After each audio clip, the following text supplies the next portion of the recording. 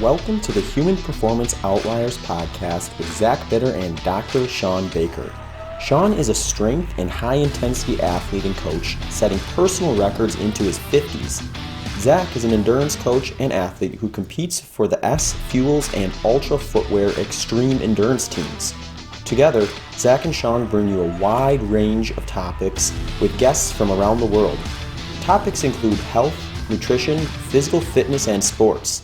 If you enjoy the show and wish to support us, please visit paypal.me/HPOpod or patreon.com/HPOpodcast. If you wish to sponsor the show, please reach out to us at hpopodcast@gmail.com. The links to all of these can be found in the show notes. Finally, please consider subscribing to us on your favorite podcast listening platform, or for the video versions of the show, head over to YouTube and search Human Performance Outliers Podcast. If you enjoy a show, please consider sharing with your friends and family on social media. Now, on to the next topic. Awesome. I think we are up, but Brad, welcome to coming back on HBO Podcast. I actually had to check back to remind myself what episode number it was. I used to take a lot of pride in just remembering off the top of my head, oh yeah, that was episode 108 or something like that. But now it's like we've gotten into the 200s and my mind isn't large enough to keep all of that straight.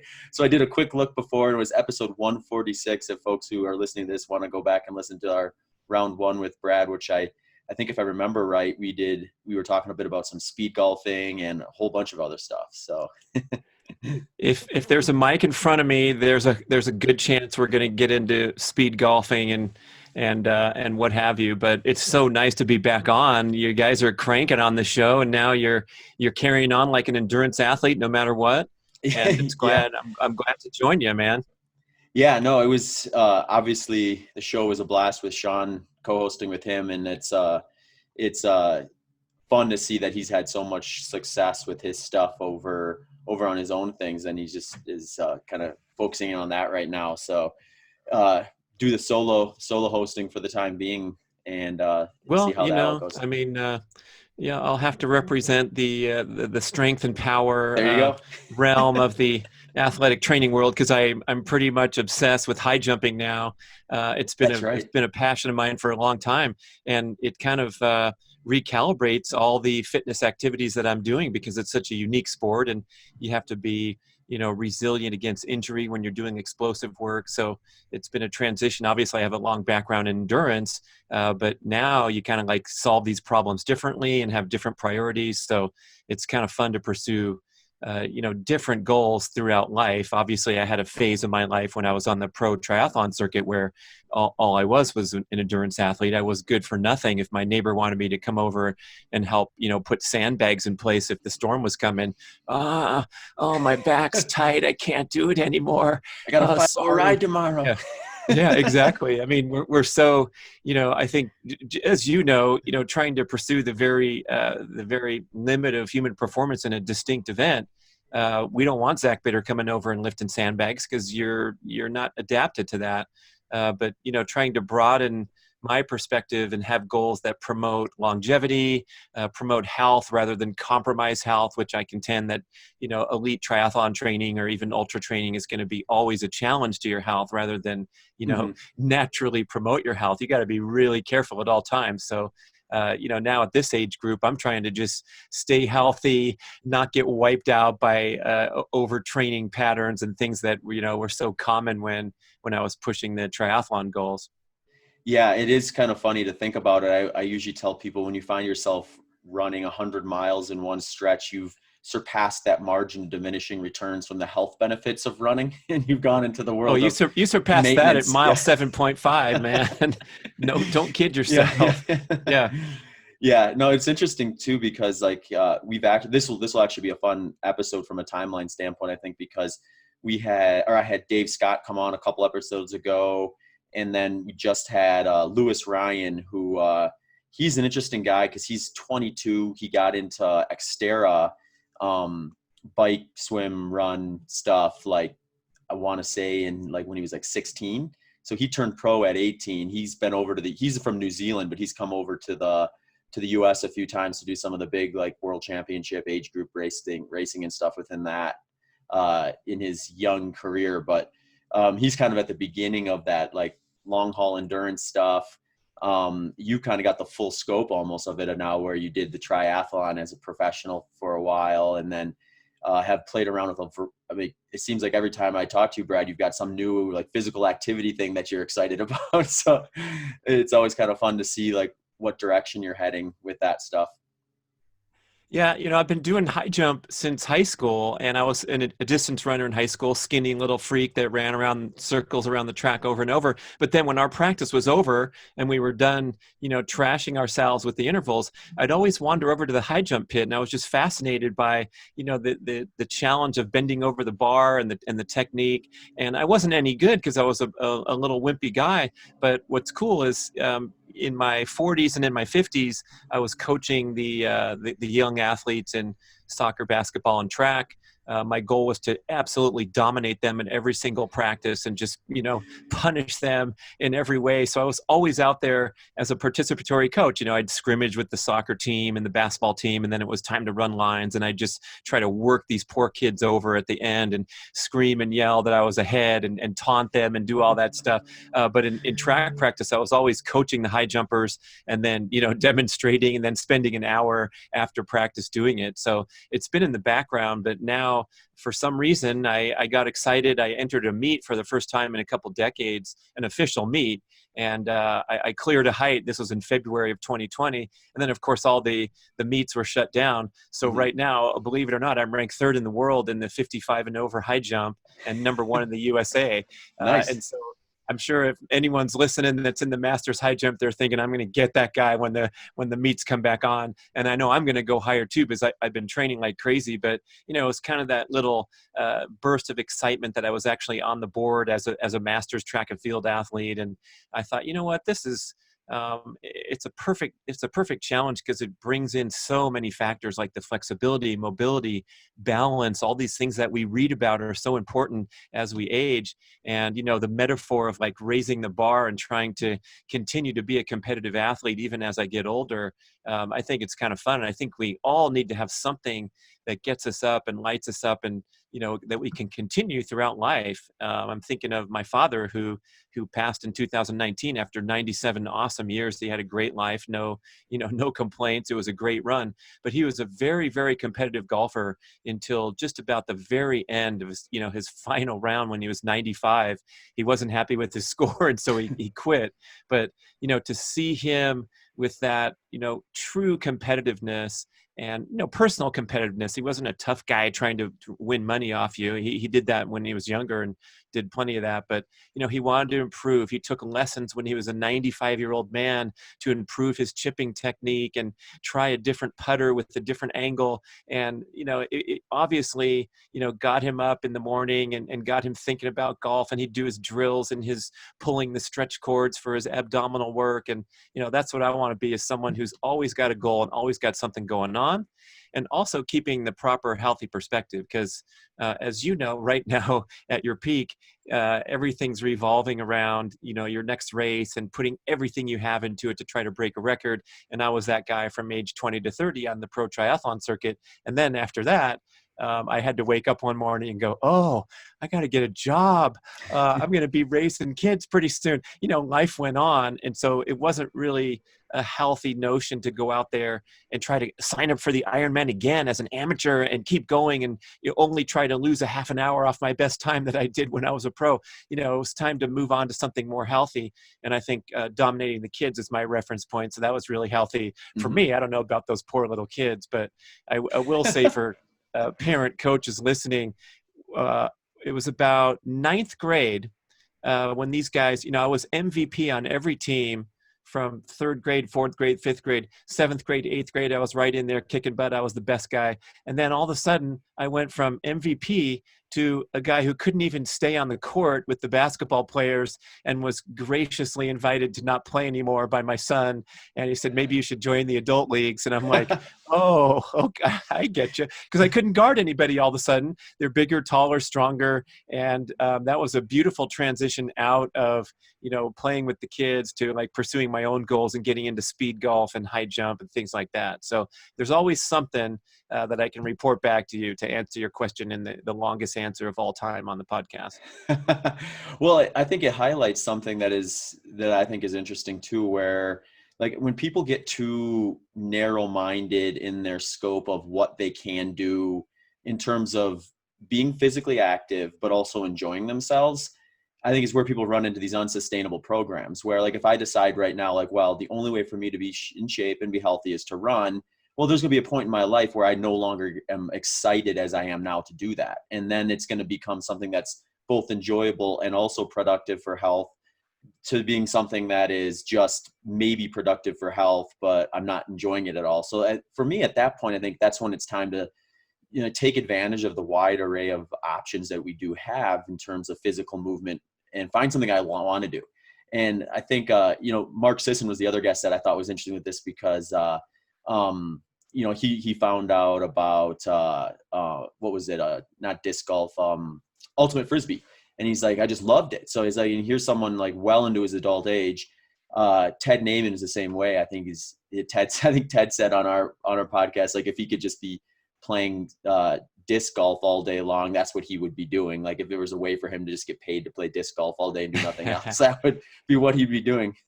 So it's funny. I think like that, it's that type of open mind where like you kind of got to just forget about all these like more or less like thought processes of like, oh, well, if you're 50 years old, you've got no business going and playing, disc golf or playing this or doing this. Like find something that you like to do that involves movement, involves exercise, that's going to be productive for your health, and go after it. And then if that changes, don't be disappointed that you no longer like something that you used to like. Move on and find whatever there is. And I think we're fortunate, and you're kind of the gold standard, in my opinion, of the guy who seeks out some of these different activities. Because, most people, like, myself included, I'm only in my 30s, but I wouldn't cross my mind to like decide to try to do high jumping as a way to challenge myself and also inadvertently get really fit probably in the process of doing it. But it's there. I could do that. So talking to guys like you about that stuff always like makes me think, okay, what else is out there? What are these activities that I have even no clue exist or know are there, but don't think of, that could be a potential something I'd want to focus on later in life. Yeah, well said. You could set another record, like the highest an ultra runner has ever been off the ground, because it's probably only a 3 foot inches. or two. Some guy jumped off a rock on a trail one day and got some air time, so you could just blow that out of the water. But that was well said, and I think when you start to not enjoy it, it's a huge red flag warning sign. And I coached a lot of people in the endurance scene. And one way to not enjoy it is to overdo it and to compromise your health or go through a series of injuries and setbacks. And I think we oftentimes get stuck in a rut and don't realize that our approach is flawed, and perhaps even our goal itself is flawed. And I know in the Ironman triathlon scene, a lot of these really enthusiastic amateur racers were bumping up against family life, and it was a huge form of stress. And you could see there's supportive spouses out there, and they'd be at the finish line at 10:45 p.m. waiting for their poor guy to come in and finish the marathon, which he was going to complete in 6 hours and 12 minutes. And I'd have these realizations when I was announcing these races for 17 straight hours and getting tired myself. And I was like, why doesn't everyone call half Ironman the Ironman? And then we'd all be better off, because Dave Scott, he's out there at the front racing the Ironman and performing as one of the greatest endurance athletes of all time, and dedicating his life to the training and training properly and knowing how to do it. But most of the recreational people out there, they have no business really performing at a distance that far as a real athlete, because they didn't prepare properly, because they had a full-time job and they had to commute and they had kids and they had to, watch some guy at soccer practice dominating the kids. Oh, that was me. Sorry. But the goals have to be appropriate to your lifestyle, and they have to be calibrated to the time and energy that you have to put in, and your mindset should be well adjusted ideally. So I'm not out there, let's say, having a temper tantrum if I can't clear the bar height that I'm trying for, because the whole thing's supposed to be a form of enjoyment, recreation, and personal growth.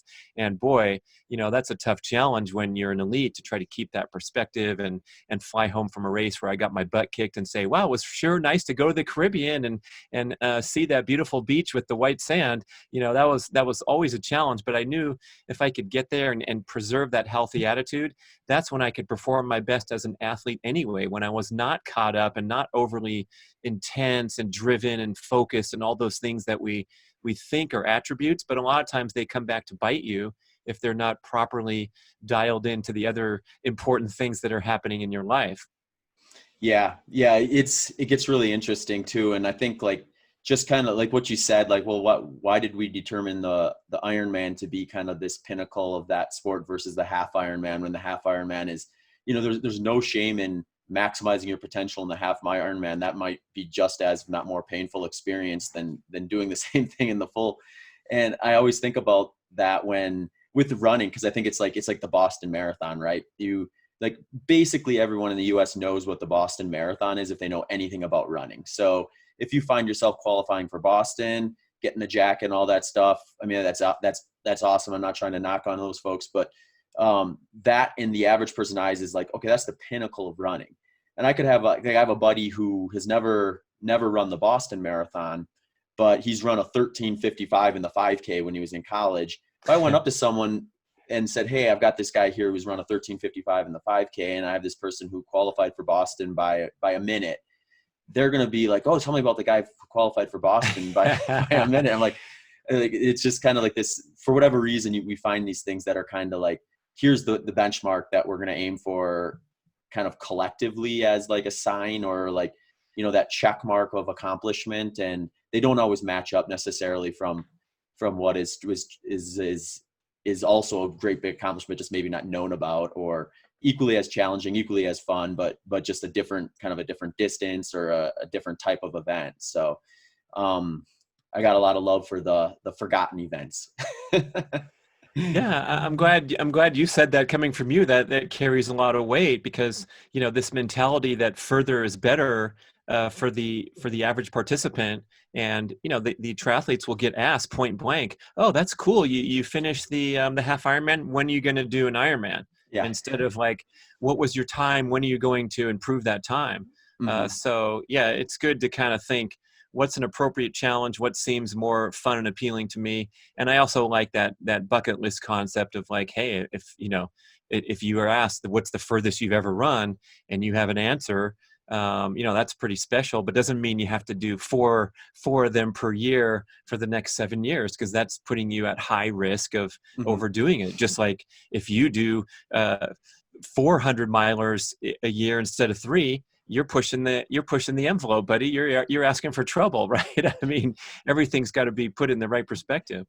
Yeah. You always increase your risk when you start adding more to that, I think. And I mean, there's risk in any of this stuff, but like you have to eventually get to a point where you're looking, well, how much risk is it to like add that 400 miler, or add that extra race or something like that. And some years you can get away with it. Like I probably got away with more than I probably should have last year in 2019, and I had one of the best racing years of my life, but it's also been like, I'm probably actually fortunate from a long-term standpoint that there hasn't been a whole lot of racing opportunities in 2020, because it's allowed me to like have not just have myself to say, okay, I need to step back for a little bit and let everything kind of catch up after last year. Like the sport itself told me I had to. So, I think like that type of a mindset, though, like ideally you get yourself into that position without having it to be forced upon you, so that you're kind of in control and aware of those sort of things. And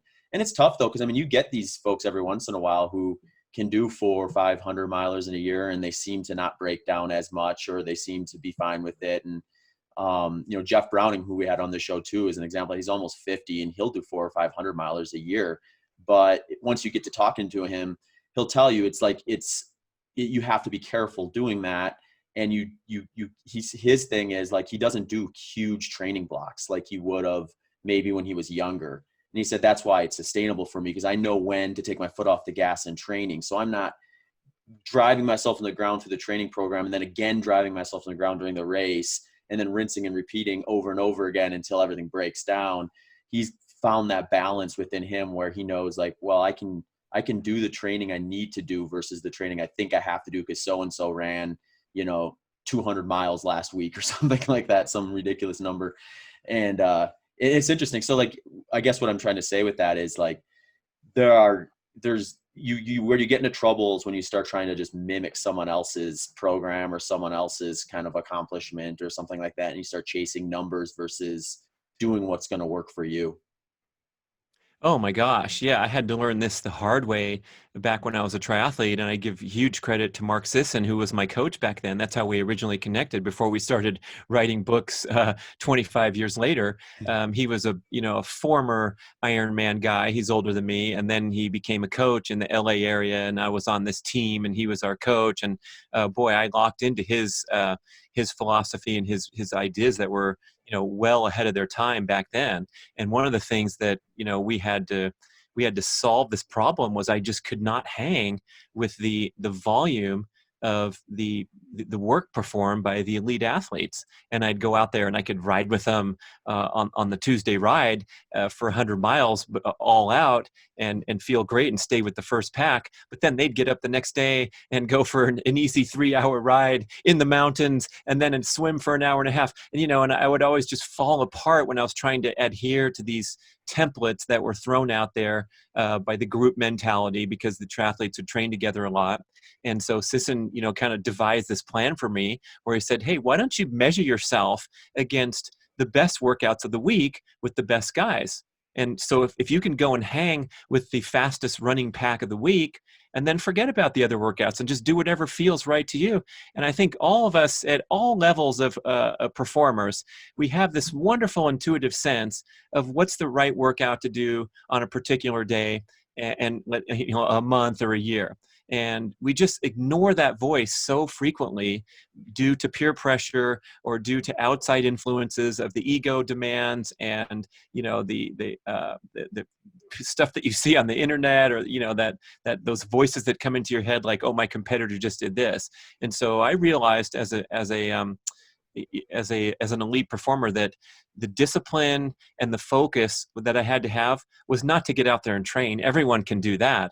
I had to be disciplined to hold myself back and not compare myself to anyone, no matter what, except for on race day on the starting line. And then when things would work for me was when I was listening to my own voice, stepping aside and saying, hey guys, I'm going to take off now. I'm going to turn right here and pedal home instead of go 2 more hours. And all these little decision-making things that required a lot of strength and resiliency and trust, because I was backing off from the pace set by the guys that I wanted to compete with. But after that kicks in after a while, and you realize that your intuition is your greatest guide, better than the world's best coach or, whatever it is, the 5 books that you have on your shelf, then you can kind of lock into that thing and realize that, if your goal is peak performance, you have to make these tough decisions and delay that instant gratification that you get when you head out the door, get sweaty, go to the viewpoint, turn around and write in your logbook, today I accomplished something great. I ran 7.4 miles at this pace, or whatever it is. And so, it took a lot of strength to disengage from that. I guess you'd call it the regimented OCD mindset that's so common that we see in high level sports, because who else is going to be attracted to this kind of crazy stuff? But it was kind of interesting. I have a video on my website. I think the title is like going from type A to type B. And I said, yeah, it's actually okay. And it was something that I was really working on, was backing off from being that super duper competitive, focus driven guy, and just being a guy who was, going with the flow more. All right, folks, this episode of the Human Performance Outliers podcast is brought to you by a company named Elemental Labs. Elemental Labs is a company that has created an electrolyte powder that you can mix into your drink. The reason Elemental Labs began developing the product Element is because Rob Wolf noticed that his performance seemed to suffer when he was taking part in one of his favorite activities, jujitsu. And after a little problem solving, he realized that it was an electrolyte situation, specifically sodium. So he wanted to develop a product that gave him all the benefits of the electrolytes without all the additional sugars and fillers that you would find in traditional sports drinks. Element is packed with 1,000 milligrams of sodium, 200 milligrams of potassium, and 60 milligrams of magnesium, and comes in 4 flavors of orange salt, citrus salt, raspberry salt, and raw unflavored. So if you would like to up your electrolyte game, head over to drinklmnt.com/HPO. That's drinklmnt.com/HPO and place an order. All right, now back to the show.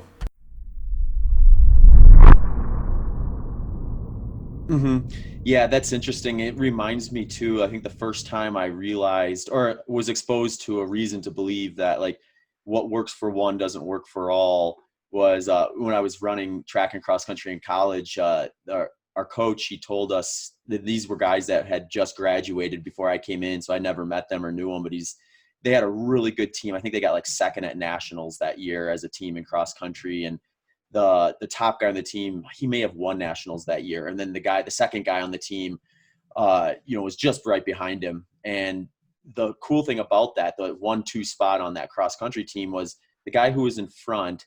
He would train like maybe 40 miles a week. He would do all the speed workouts, and he would rarely, if ever, run slower than a 6-minute mile pace. And the guy who was second on the team, he would do the speed workouts, the things that were specific to the races, but he was more of a high volume responder, and he would run like 100-mile weeks, but obviously he wasn't running sub 6-minute pace the entire time. So it's like these two very kind of different approaches, kind of the polar ends of what would be considered like a minimalist approach for that type of a sport to like a maximalist approach for that type of sport. And they both worked for these guys. And then like, if you had flip-flopped the training program with these two guys, you'd likely have both those guys having subpar years or subpar relative to what they were capable of. But they were, like you said, intuitive enough to know what was going to work for them and recognize like, hey, I really benefit from running faster more often for the one guy. And the other guy, like, if I do too many speed workouts, I find myself injured or taking too long to recover from, but I can run these longer miles and seemingly never break down. There's like just two ends of the spectrum. And then I remember years later reading Steve Magnus's book, and he was talking about that. Like, this is kind of like the next wave of kind of sports coaching or endurance coaching, is coaching to the individual based on how they respond to specific workouts versus saying, here's the program, this is what's been shown to work. If you fit this puzzle piece, great. If not, then you're not for this sport. I love that it's more about like, here's a person who's got potential, let's find what works for them and maximize that so we can actually realize this person's potential, versus saying, hey, if you don't fit the program, get out, kind of a mentality. Yeah, and sadly, I mean, this is still the prevailing model of endurance coaching and team sports in high school, college, whatever level. And it's so frustrating to me because I was a guy who, completely blew up and bombed out of my college running career. I was an elite high school runner. I got a 12th in the National Junior Olympics in the 1500, and I was headed off to UCSB thinking I was going to have a great running career. And I just got spit out and destroyed. I was sick or injured 5 seasons in a row. And it was all due to this pack mentality and fostering this internal competitiveness on the team where no one wanted to slow down and back off even on an easy day because the egos were just too strong. And we were just a bunch of young kids trying to battle it out. Oh, it didn't help that there were 21 kids out for cross country team. And I remember the first day the coach is addressing the pack in the bleachers, and he's like, 7 of you will qualify for the traveling team and get the fabulous new sweatsuits and get to go on a road trip and meet the girls from the other school and go to those parties. And the rest of you, I'll see if I can fit you in when we have home meets and blah blah blah. So all of a sudden you're looking around going, okay, I got to bring some of these mofos down so I can be in that top 7 and be a worthwhile human, living and breathing person who scores points. And oh my gosh, it was just such a disaster. And I finally was so frustrated with it that it catapulted me into a brand new sport of triathlon. But I brought with me these ideas that it doesn't really work to, try to adhere to a template, and we have to be free thinking. And I tell young runners all the time, don't ever lose track of your own voice. No matter what the coach says or what the team's doing, it has to feel right to you. You have to be congruent with the training program that you've been presented with. And I think now, it's so great to see the evolution of certain coaches, like Magnus wrote that great book, and the leading guys in the world. Kipchoge's my favorite example. When he published his training log on the internet, I'm sure you read it and scrutinized it and probably talk about it a lot, but like, to see that the greatest runner of all time, who's pushed the limits further than any human to go a 1:59 marathon, and he's running almost all the time well within himself. I remember I got an email from one of the listeners to my podcast, and he was a top college runner. I think he and his roommate was a sub 4-minute miler. And he goes, dude, my roommate does tougher workouts than Kipchoge. What is wrong with that picture? Like literally a more difficult send off on the interval, or more intervals or whatever in the comparison. And so if everyone could kind of sit back and reflect, like, well, you don't have to be puking on the side of the track to become, an effective athlete. That's a real eye opener. And I think going back to that UCSB story, I remember another turning point was I was jogging along the campus trail and running whatever, supposed to be a slow pace. And I come up on this guy who's running much slower than me. And I'm coming closer and closer and closer. And as I get really close, I could see this guy's landing. The definition of his calf muscles was something I've never seen on another human. It was just unbelievable. It was like, carved out of a bodybuilding magazine. So I approach him, and then I catch up to him and pass by, and I say a friendly hello. And I kind of, at the glance, I realize it's Dr. Thomas Wessinghage, who was at that moment the third fastest 5,000 meter runner of all time, with a time of 13 minutes, 5 seconds. And I, of course, recognize him from the magazines, the TV. And I'm like, wait a second, this is the UCSB campus in Southern California. And I'm like, are you Tomas? And he's like, yes, I am. And I'm like, what are you doing here? I slowed down to jog and talk to this guy. I was so excited to see him. And I go, and my second question is, why are you running so slowly? And he says, well, I'm here because my wife's doing something in California, and I'm training here for several weeks. And he said, when it's time to run slow, you run slow.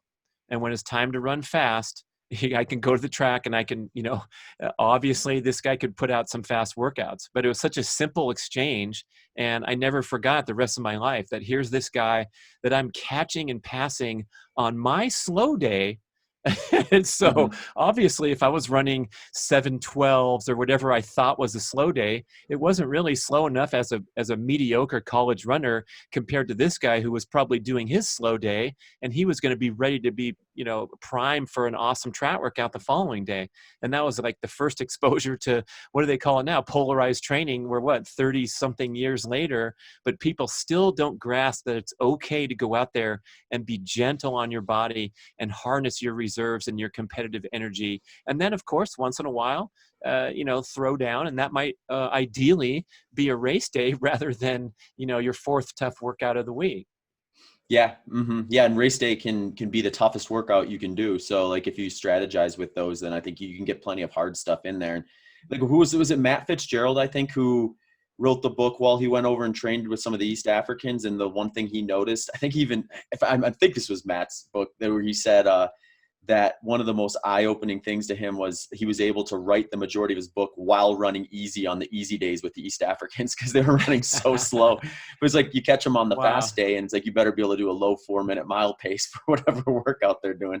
So like, I think that's like the eye-opening one to me, is like, just because you're one of the fastest in the world at something doesn't mean that easy shouldn't still be easy. Because when recovery is the primary goal, if going out and running is still going to fit with that window, it still has to be easy enough that you're actually recovering. So if you're going out on that easy day and it goes from recovery as a focus to all of a sudden now I'm trying to hit some pace goal or some like metric, now it's no longer recovery. Now you're focusing on trying to do something from a performance standpoint. And if that's not what your body needs at the time, eventually it's going to catch up to you. And with Kipchoge, I think the most interesting thing about that, I think it was if I remember, it was like an 8-week buildup before before the race that he kind of released his peak phase. And it was just like, it seemed like he was doing something relatively difficult almost every other day. But like you said, it was never anything like Herculean where you'd look like at it and say like, wow, that's the workout that made his day right there. Like everything kind of looked like it was just kind of a fundamental thing, part of the process. But I'm sure he's super consistent too, probably never hurt. And over time, you just do that stuff the right way enough times over and over, it compounds on itself. And then you don't have to find yourself in a position where he's probably doing something far beyond what he needs to do in order to be ready for race day. So his risk reward is probably like about as well established or about as well calculated as any. And that's cool to see. Yeah, I mean, his the most strange and amazing takeaway insight was they reported that his weekly mileage ranges from 120 to 130, and that's his range. There's no Mm-hmm. taper before a marathon. He'll Yeah. run 120 and then go jump into Berlin or something, and then whatever his recovery week, maybe he's running more slower ones, but he's like a human machine that we've never seen the likes of in history. Yeah. But to always be, to be that consistent and to be, never trashing yourself, I think that's the best takeaway. Because, raise your hand, listener, if you've had a down month in the last 5 years or a down 2 months because you got injured, because you blew up, because something happened.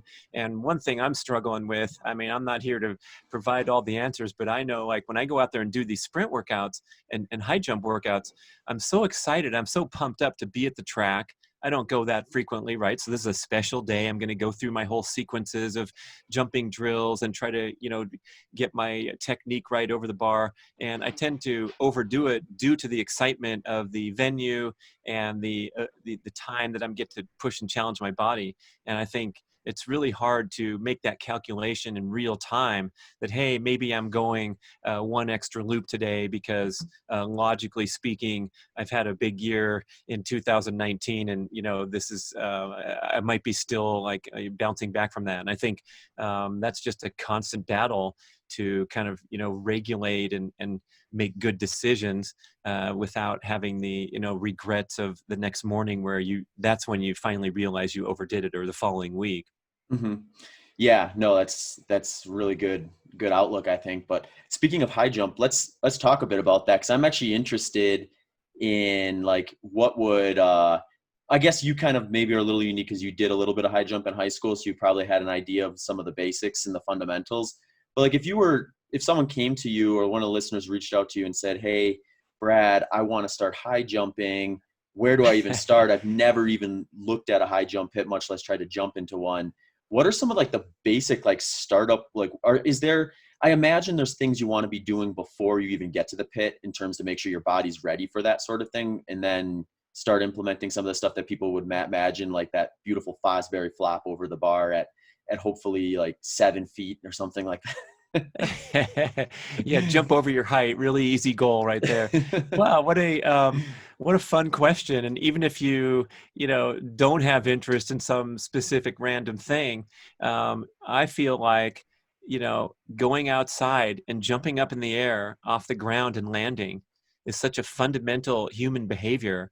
And these are the things that we've totally rejected and forgotten about in modern life. And most people in this country have this notion of fitness being turning on a machine and watching CNN and seeing who was named to the vice presidential candidate, and the debate about whatever. They're watching TV, so they're on a machine watching another machine indoors and doing a repetitive motion straight ahead exercise, which of course has health benefits and cardiovascular benefits. But I do think we have to broaden our perspective of fitness into basic competency for fun stuff that you watch your kids doing at the playground but you haven't done in 20, 30, or 40 years. So just the act of jumping is so strenuous too. Like, I will go out there and do on my paved street right in front of my house, and if I do 10 full effort explosive jumps into the air and land safely, it's not too dangerous to do that. You can probably go out there and try it, listener, and not have a big drama here, but it's very, very difficult, and you get a wonderful high intensity training stimulus in a very, very short time.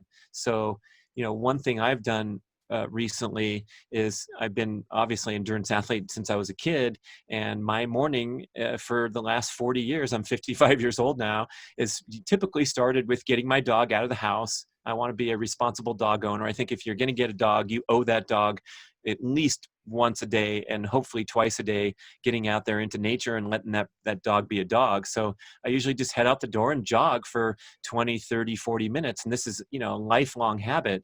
And for some reason recently, like my mind has shifted to where instead of just a steady state cardiovascular session, I go out there and I'll jog a little bit, and then I'll do a bunch of jumping drills or balance drills that I've created. I have some of them on YouTube, but I might see a granite rock and I'll jump up and down the rock 10 times, and then I'll walk because I did something strenuous and catch my breath. I don't want to have a strenuous workout. It's quote unquote my morning jog. But now my morning jog is this crazy thing where I'm doing balancing drills on a tree trunk, and then down the road, down the trail, I'm doing something else. And it becomes a more varied and creative exercise outing. Again, it's not that strenuous to do 20 seconds of jumping up and down a rock. I'm not doing 8 sets of that like a CrossFit workout or something. But that's been kind of a fun revelation for me that I thought I'd share, because I know there's a lot of people that are in that groove. They go get their morning session. But now the research, like Dr. O'Keefe, the great TED Talk that is called Run for Your Life, but Not Too Far and at a Slow Pace. That's the title of his TED Talk. And there's a lot of research coming out now that maxing out your cardiovascular fitness benefits and health protective benefits is much easier than we think. And some of the numbers spouted, I'm sure you're familiar, and the listeners probably know, like a couple hours a week at a very slow pace gives you an A+ in cardiovascular fitness. And from there, if you try to extend it out to 8 or 12 hours a week of running or whatever, of course you're hitting past that curve and going into the health risk category in pursuit of fitness goals, which is just fine too. We want to live our life and enjoy our life and go for it. But the notion that it's super easy to get cardiovascularly fit, and then what's next, flexibility, strength, balance, muscle endurance, power, explosiveness, all those things where we might be looking at a typical fitness enthusiast that has a D+ in explosiveness, a D+ in strength, a C- in muscular endurance, because the only thing that can go forward is their quads, and then their glutes and their low back tightens up after an hour. All these kind of things, we can kind of open our mind and go, wow. Kelly Starrett from Ready State, and he talks about this a lot, where he'll take someone into his gym for the first time and say, okay, go into a deep squat and hold it. And he wants people to be able to hold a deep squat for 10 minutes. And most people are around 90 seconds. The front of your shins are going to burn, or your hip flexors are just going to explode out of your body, and you're going to fall back on your butt. So I think that's trying to getting to your question, is like, if you want to try to broaden your concept of fitness, we talked about high jump here, but it could be anything. Getting good at jumping up in the air and landing. Oh my gosh, what a fun challenge, with so much room for improvement for the average person who is able to jog around the park 3 times, right? Big deal. Now let's go to the next level. Mm-hmm. Yeah, and I think the thing I love about that the most is it's like pretty applicable for almost anybody. Like at no point during that description did you list like an expensive piece of equipment you need to acquire in order to do that. And it's it's something where I think like the message of just getting started is going to net so much of the benefits from a health standpoint, that I think since that message often gets missed by maybe the end goal. So maybe someone decides, I need to get in shape, I need to start taking care of myself. How do I do that? Well, I'm going to train for a marathon. Now they've put a goal on the calendar of this marathon, which means they're going to want to do certain things to get ready for that. And they've already kind of made the goal something completely different from what they originally were intending to do, which was just to, get a little more healthy, where you get so much of the cardiovascular benefits from just brisk walking every once in a while. And then then it just becomes after that, like, how much do I want to focus on improving this particular movement from either a competition standpoint, whether it's with yourself or other people, or just a developmental process. But like you said, if you find yourself getting an A+ in, say, one really, really, essentially what I'm doing with ultra marathon running, then there's going to be things where you're going to flunk just because in order to get as good as you possibly can at something that's very different from other things, there's always a give and take. And I think that crosses over into nutrition, that crosses over into so many different things in life, where the better you get at one thing, sometimes that comes at a pull. So from a health standpoint, you're almost better off probably being a jack of all trades, where, yeah, you can jump if you need to. You can do burpees if you need to. You can do that 10-minute like squat hold if you need to, but you could also go and do that 30-minute run around your neighborhood if you need to. Like that I think is probably, like, if we start setting standards like that for folks where, hey, I can just test myself every once in a while on these variety of different things. If I can check that box in terms of being able to do it, then I'm heading in the right direction. Then they have variety. They have something that's achievable, sustainable. And then if they do find something within that grouping that they actually really love above and beyond the other stuff, and they want to kind of hyper focus on a little more, they have that opportunity. But in terms of their initial goal of just being healthy, I think like sometimes we oversell what you need to do, and that gets people into a failing system of where they're just not going to eventually get there, or they'll get there, and then once they get there, they'll stop completely because they kind of ran themselves dry in the process, and it becomes unsustainable pretty quick. All right, folks, Optimal Carnivore reached out to support the show and let you know about a product they are very excited about. Optimal Carnivore recognized that organ meats are some of the most nutrient-dense foods on the planet, but can often be difficult to prepare conveniently and hard to get when eating out or traveling. For this reason, Optimal Carnivore has created grass-fed organ complex and bone marrow complex. They do this by sourcing 100% grass-fed organ meats from New Zealand, freeze dry the organs, and encapsulate them into a convenient bovine gelatin capsule. They chose New Zealand because it is a pure source, a pristine land with rich soil, lush greenery, and one of the cleanest environments on Earth. The products are 100% grass-fed and grass-finished and free of hormones, pesticides, antibiotics, and GMOs. The grass-fed organ complex is a unique blend of 9 different organs, a powerful combination including beef liver, brain, thymus, heart, kidney, spleen, pancreas, lung, and intestines. The bone marrow complex contains the same components as a home-cooked bone broth, perfect for people who are traveling or who do not have the time to make bone broth. All the nutrients and substances that your body uses to build, repair, and maintain your bones, teeth, and connective tissues. In an effort to add even more to these benefits, Optimal Carnivore plants 1 tree for every product sold, which helps the environment. So go visit www.amazon.com/Optimal Carnivore and use the code HUMANSAVE10 to receive 10% off your purchase. Links and the promo code can be found in the show notes. All right, now back to the show. It's just get pretty good at a few different things. And that's what's wonderful about the CrossFit philosophy, is they're going in and doing all these varied things. My reflection is that you can take something that's explosive and overdo it with a workout that's too long in duration, because the nature of the anaerobic muscle fiber is it doesn't need to be trained over and over. This is Dr. Phil Maffetone's insight that he communicates so well, is you don't need to do a 45-minute workout where you're climbing up the rope 7 times in between running around the block. It's nonsense. It's just going to exhaust you and fatigue you. Dr. Craig Marker, who I've had on my show, Get Over Yourself podcast, he has written one of the great articles I've seen in decades that I think is a revolution in fitness philosophy, and it's called Hit versus Hurt. You can go Google that on breakingmuscle.com. Dr. Craig Marker. Hit, of course, is high intensity interval training, and his spin on this, he calls it high intensity repeat training. So hurt, HIRT, and the distinction there is when you do a hit workout, by definition, it's depleting and exhausting because you're trying to achieve the performance that you're doing on your intervals over and over with not enough rest in between them. So you go to spin class, we're going to sprint 10 times 30 seconds with 30 seconds rest, or we're going to do Tabata for 20 minutes. Tabata was a scientific discovery by Japanese scientists where the workout lasted for 4 minutes.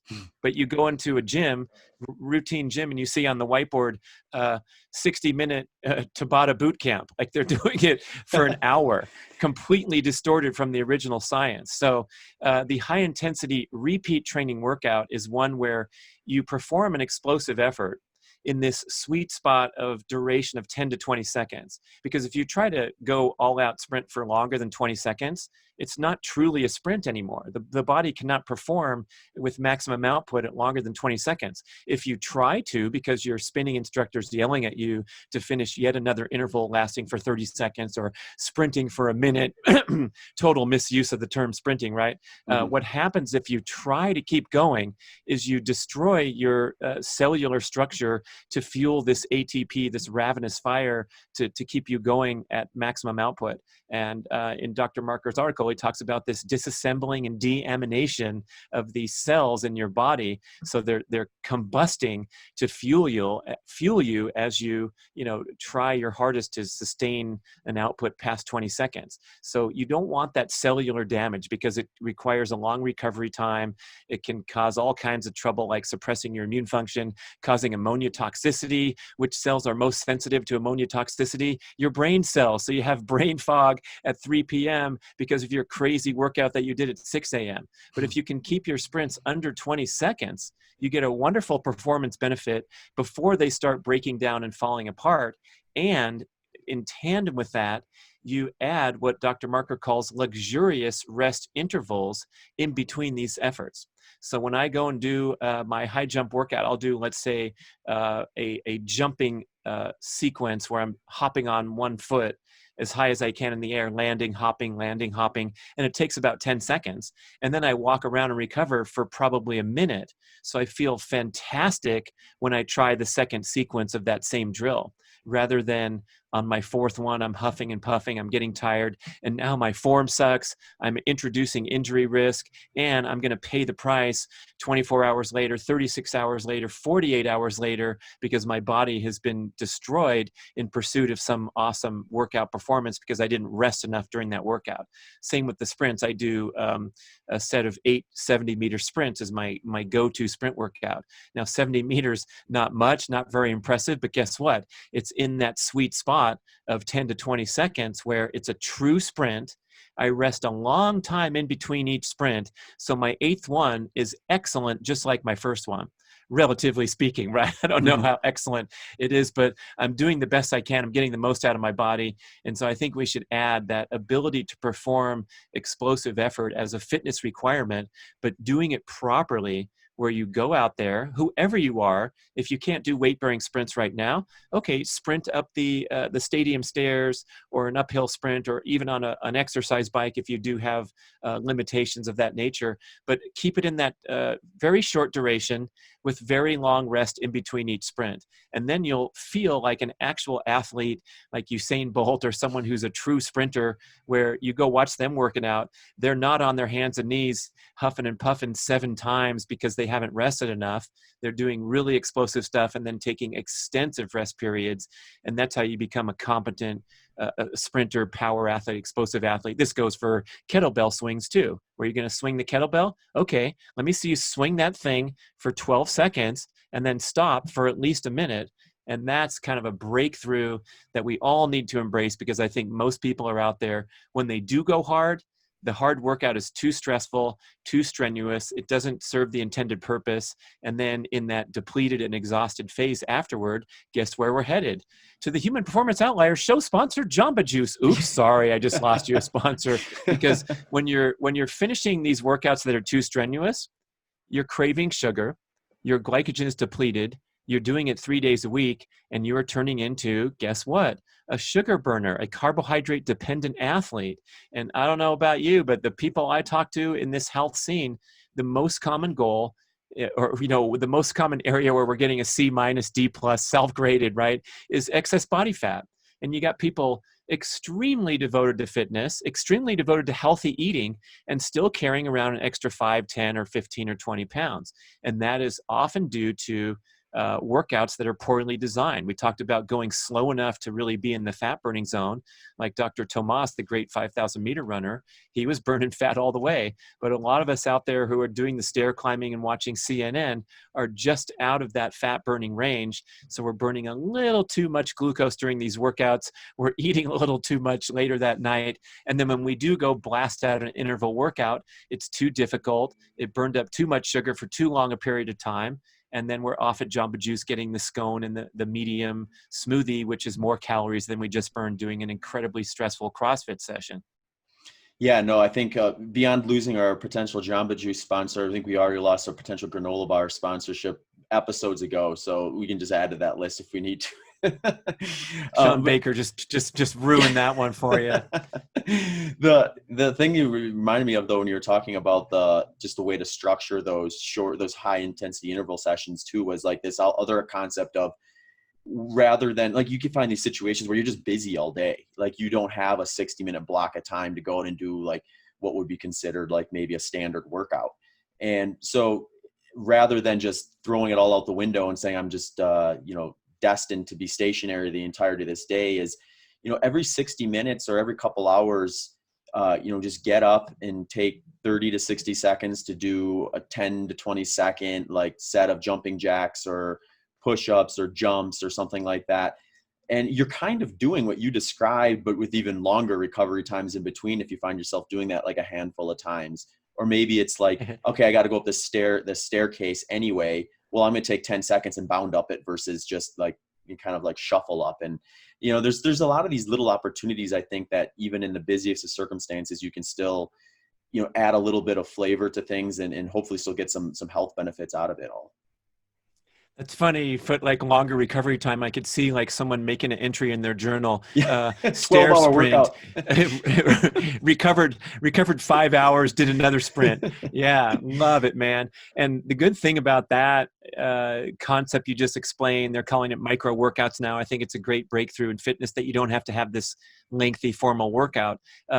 Is that another great interest of mine is male hormone optimization at my age. Testosterone is the make or break essence of male functioning and anti-aging and virility, longevity, explosive power, preserving muscle mass, all these things that are so important. And boy, if you look at the stats, our testosterone is on a steady decline throughout life at an accelerated curve rather than, the gradual curve that you'd find with a super healthy specimen, where there's no reason why it needs to just be chopped off every decade, except for our adverse lifestyle practices, especially adding belly fat and getting into an inflammatory state at all times due to diet, due to bad lifestyle habits. So boy, to preserve that testosterone through a comprehensive approach, I have this thing called the MoFo mission.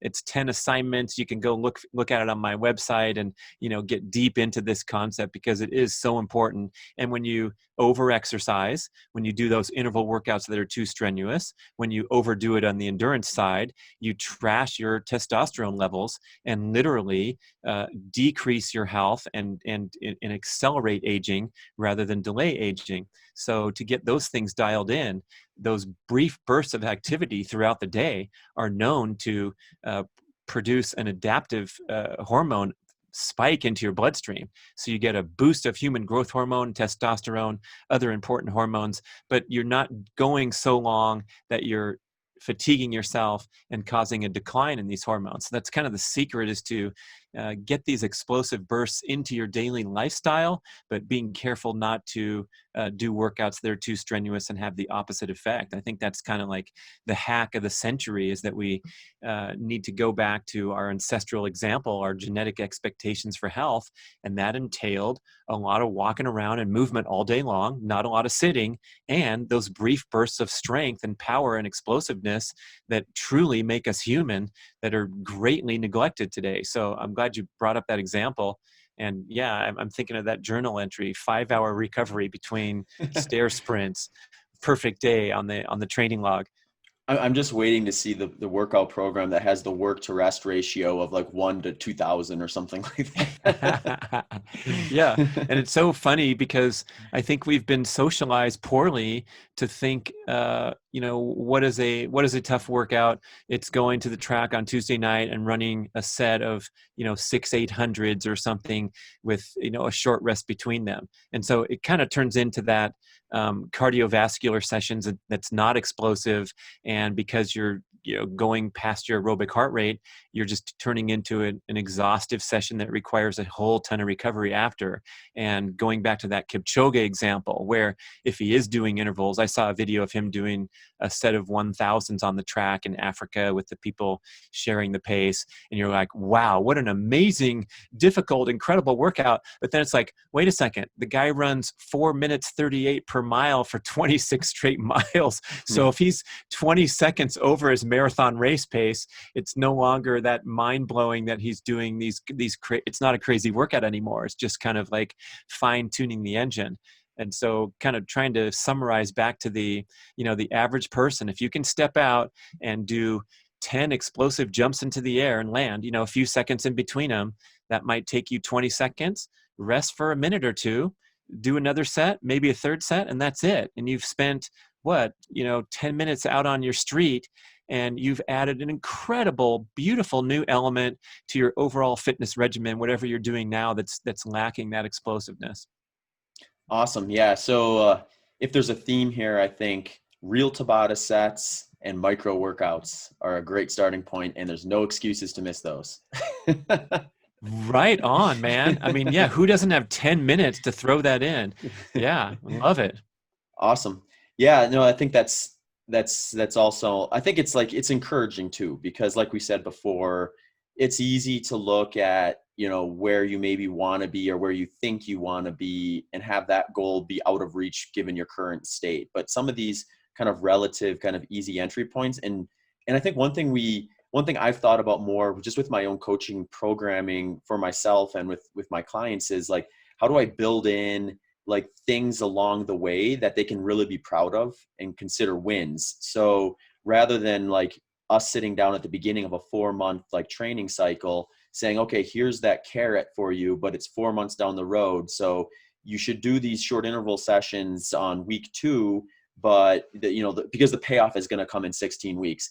That's so far off. Like they may stay motivated on that. Like some people will stay perfectly motivated with it, but others won't. And like for those that won't, it's like, you need to have something else where it's like, well, what was the furthest you've run in 3 minutes before? Well, let's see by the time we get to the end of this VO2 max interval, like set of, programming, let's see if we can run your fastest 3 minute or your furthest 3 minute or something like that you have. And then they have a shorter term goal to focus on too, and something that's achievable, something that like if we have enough of those built into the program, even if they got to the race and decided, you know what, I'm not even going to do the race, they can look back at that 4 months and be like, I'm glad I did that. I improved my health. I improved my fitness. I checked these little goals off along the way that were fun and exciting and rewarding at the time and still now to a degree. And it's like you just kind of build a system of success that is not necessarily only hyper focused on this one kind of like achievement at the end, which once that's over, it's like you're left asking yourself, what next if you didn't enjoy the process leading into it? Love it, Coach. That's fantastic. And keep people coming back to Zach Bitter Well, coaching because it's always got something fun for you. I was gonna say I just got myself 3 new coaching clients with that little speech. Yep, love it. Well, especially we're recording here in 2020, the time of being stuck in the home, and I hear people complaining and stuff. But like, I put this stuff up on my Instagram where I'm doing these little challenges, and it's so fun to try to get better at the one-legged elevated split squats. They're brutal. When I first tried it, I couldn't even keep my balance, and now I can rifle off 40 on each leg. And it's like, just for me to have that satisfaction that now my competency is raised over something that's probably pretty important for health, longevity, contributing to my athletic goals. And I think we should put a plug in for even the extreme endurance athlete like yourself and any of the recreational people who are trying to go for these long events. It's been scientifically proven that if you can improve your balance, explosiveness, your ability to resist the breakdown of your form while you're fatigued, things like sprinting, where I'm here talking about doing 70-meter sprints, someone who's training for 100 probably not the hugest priority, but if you can go get a basic level of competency with running at full speed, it's going to improve your form from mile 87 to mile 100 when all your muscles are, at maximum fatigue, and you're having to recruit fast twitch muscle fibers because your slow twitch are gone. And so it goes for anyone's fitness program, even people who are pursuing extreme endurance goals. The well-roundedness there's something to be said for it. Yeah, no, I think you're spot on with that. I think that's the key to, like, let's say you're doing 100-mile races like I am, and it can be easy, I think, to say, well, why would I do a strength training routine during that? Why would I do short intervals during that training cycle? And what you said is exactly why you would do them, because when you start getting dialed into race day specific intensities, which you're going to want to do at some point in the training block, you also want to be in a position where you're robust enough that that's not going to, like, break you down and injure you, because it is very slow. It's very repetitive. It's very monotonous in the sense that your mechanic is basically the same over and over again. And that leads to imbalances. It leads to injuries. It leads to things that are going to be less than ideal for you on race day and long-term. So I think when you're cycling in some of that stuff that promotes a more balanced musculature, it promotes a more economical, like, just gait in general. And when you're doing these sprints, it's like you have to be pretty tight and dialed in with your form, or you just don't get up to that speed. So it's like teaching your body to do the right things and preparing it to be able to take on some of the more monotonous, uniform things that you maybe need to do going forward into the other stuff. And that's not even touching on just like the ability of some of these high intensity type efforts to raise your potential on the aerobic scale, or what I like to say is, like, raise the ceiling of where you can get aerobically when it comes time to kind of focus in on that and in training. So like, all this stuff I think is great. And ultimately it adds variety to any training plan too. Because, I think when people get into ultra marathons, a lot of times there is this appeal, I just want to go out and run long, run slow, and enjoy that, get out into nature, spend long hours out there. And that's great. I think there's a place for that.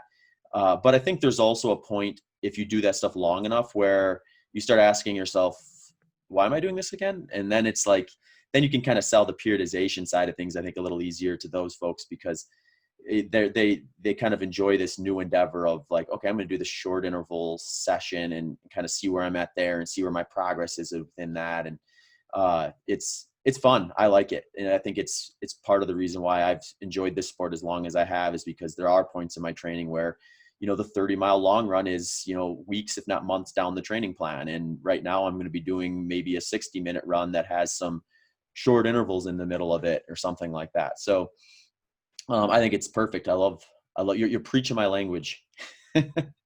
Right on. Wow. I'm glad you're receptive to it, because you stand as, an extreme performer, but even so, you got to keep things fresh. You got to work on, I think it's also a good plug to, work on things that aren't your bread and butter. And I think it was Joe Rogan gave a great quote. He said, the secret to happiness is finding something you suck at and getting better at it. Yeah. I think he was maybe paraphrasing someone more, vaunted, like Ben Franklin, or somebody said something to that effect, or some old philosopher. But yeah, something that you're new at, you're uncomfortable with, you've never tried it. That's when you can kind of light up and get that excitement going, and realize that there's those little wins, as Coach Bitter calls it, all the way along the way, and feeding toward, if you have a bigger prominent goal, for sure, man. Yeah, no, perfect. Yeah, I think, what was it that I think the way to maybe look at it is, regardless of how naturally gifted you are at an activity, if you just start it, you suck relative to what you could get to. So even if you're, even if you're like LeBron James or Michael Jordan, like, when you first pick up that basketball for the very first time, relative to where they got at their pinnacle, they were very bad. So, everyone has got that relative starting point. And I think, using that as leverage is key, because when you have that starting point, there's a lot of improvement that you get to witness along the way. And you just have to be mindful about recognizing it, versus like bypassing the small benchmarks in favor of trying to get to the end point. Love it. Cool. Keep it fresh every day. Yeah. Well, Brad, I don't want to eat up too much of your morning, but if there's anything else you want to chat about, we can certainly dive in. Otherwise, if you want to share, I know Your Get Over It podcast is something you've been working on now is that about a year now that you've been doing that one?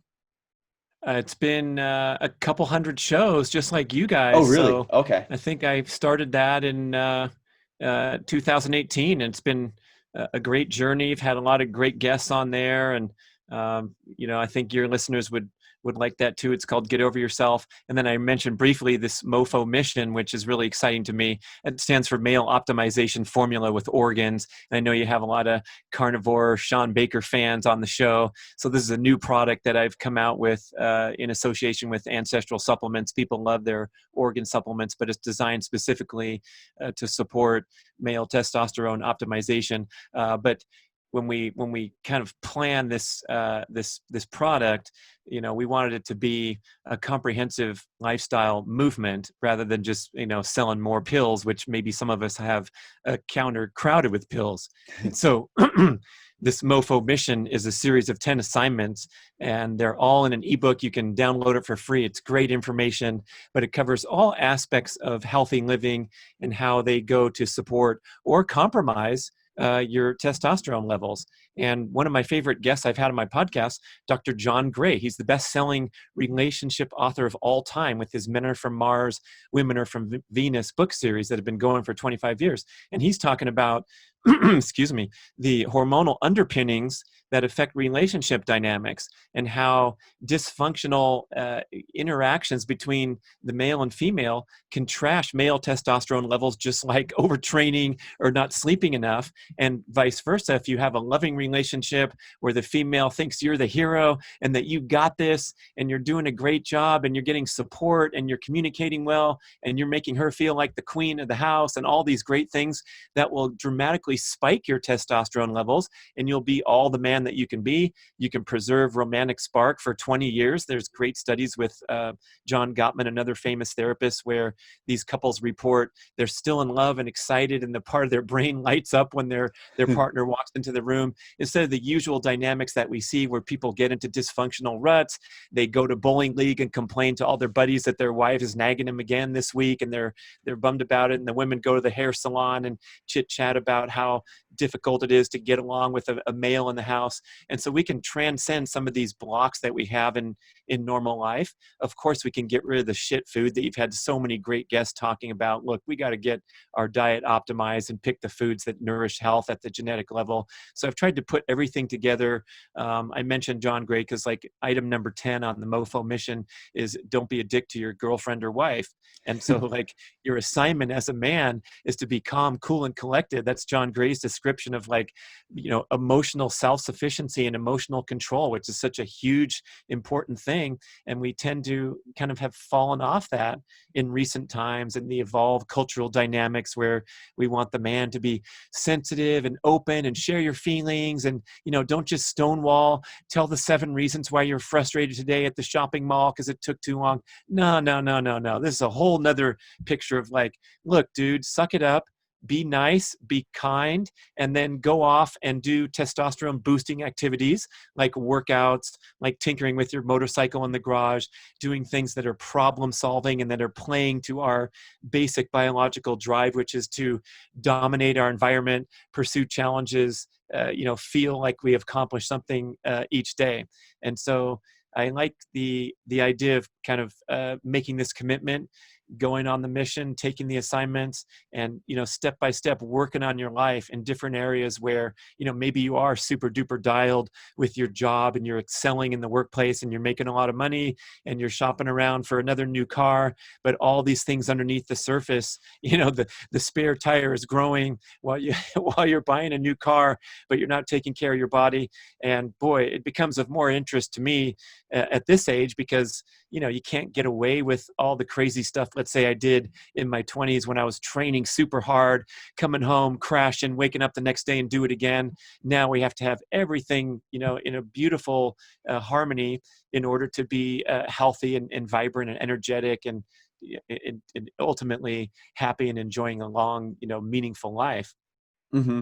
Yeah, no, I think what you said made me think of just like how we have these personality traits or these like biological traits more or less that can be very beneficial when they're channeled in the right direction, but can also be very destructive if they're not channeled in the right direction.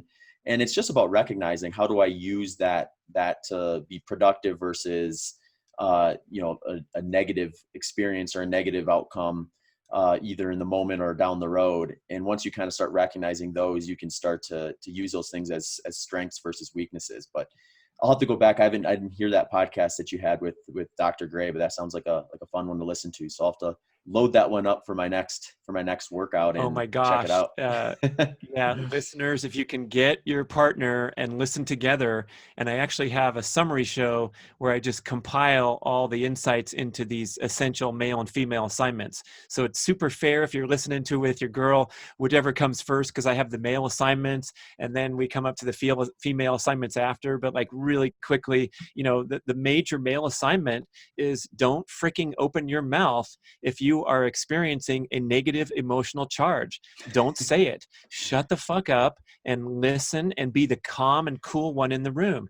And if the female needs to vent and she's having a rough day, and the generalization of female biology and female biological drives is they want to nurture, support, connect. They can easily get overstressed and overfrazzled by all the demands that are placed upon them in modern life. And one of the ways they cope is just venting. And they don't need you to chip in with a solution or a criticism. You just need to listen and be supportive. So the man's assignment is to not speak if you're feeling negative, and the female assignment is to express everything as a preference rather than a nitpick, because even a minor nitpick is going to hit the male and make him not feel like the hero in the story. So if you can like get those two as a starting point for a relationship, it's so beautiful. And so many couples have come to me and said, wow, that was pretty heavy. We both listened to it together. I was pointing at him for a while. He was pointing back at me when that turn came up. So that's kind of fun stuff. And I'm trying on the podcast to, branch out beyond what I've been living and breathing for the past, 12 years in this ancestral health movement of talking about these are the foods that'll make you go keto, or this is the carnivore rationale. That stuff's great. But then, taking it to the next level after you're nourishing yourself with the best foods, you're trying to do the best workout pattern that you can.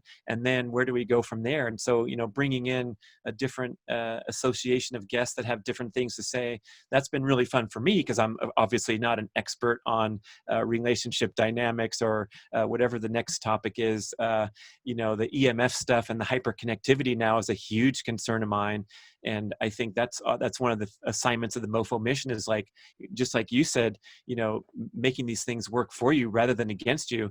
We have to have extreme discipline these days to power down and use our technology to our advantage rather than having it own our lives and be, addicted to this stuff.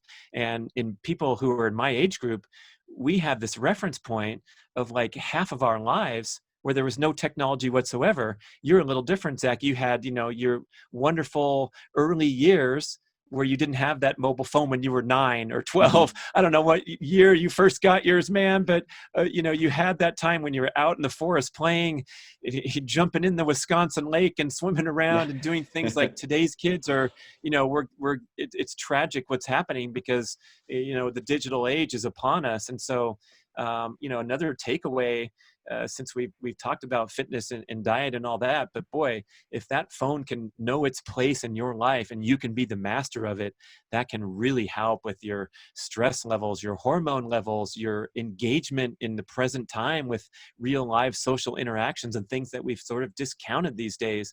That's what I'm going for right now. So I'm on the mission, man. Mm-hmm. No, it sounds awesome. I think it's cool when you've got that healthy curiosity to branch in and explore some different topic areas that are maybe connected in certain ways with what you've done, but also like a completely different field in some regards as well. It's that always learning kind of mentality is definitely, I think, the right way for most people to go. Yeah, well, same with you guys, because your lineup, the shows, you never know what you're going to get, really. And especially that starting point where we brought in the skinniest, longest running freak we could find. And then we got the biggest, strongest beast on the other side and did all those promo shots with the, you're running and he's deadlifting 600 pounds. Yeah. And, immediately when you first launch your show, it's like, this is so cool to bring you two together. and cover that disparate ground as well as the common ground. But then the different guests that you've had on, that's what's really nice about the podcast scene, is we can broaden our horizons really quickly and meaningfully with a good guest. So I appreciate the opportunity to be on the show, man. As a pleasure as always. Absolutely, Brad. No, it's been great to have you on for a second time, and I think it'd be great for a third time down the road too. So, any quick links that our listeners can head over to find that stuff you mentioned? I'll also put it in the show notes too, so they can click over easily. Oh, thanks. Gosh, you go to bradkearns.com. You can see all kinds of crazy videos, jumping drills, and fun stuff. But if you click on MoFo, you'll see that page for the male hormone optimization, the free ebook. I have great discounts for the products that I talk about, including the testosterone formula. So that'll be a great starting point. You can connect with me there by email and listen to the Get Over Yourself podcast. We have some familiar customers on there. I've had Sean on there twice, and I think I had you. It might have been on the Primal Blueprint podcast that we talked about. So we got to get you on there too. But it's fun times all around. So I appreciate the opportunity. Awesome. Yeah, no, absolutely. I'll look forward to getting this one up. But thanks again for your time, Brad. All right. Keep performing, you outliers. Dun, dun, dun. Hey folks, Human Performance Outliers podcast is growing, and due to the growth, we are looking to take on some new sponsors. So if you feel like your company or organization would be a good fit for our audience, please do not hesitate to reach out to hpopodcast@gmail.com. Thank you. Thank you for listening to this episode of the Human Performance Outliers podcast with hosts Dr. Sean Baker and Zach Bitter. If you enjoyed the show, please consider following us on social media and checking out our websites. Links to those can be found in the show notes. Also, if you have any questions or comments, please do not hesitate to shoot us an email at hpopodcast@gmail.com. Thanks again for tuning into the show.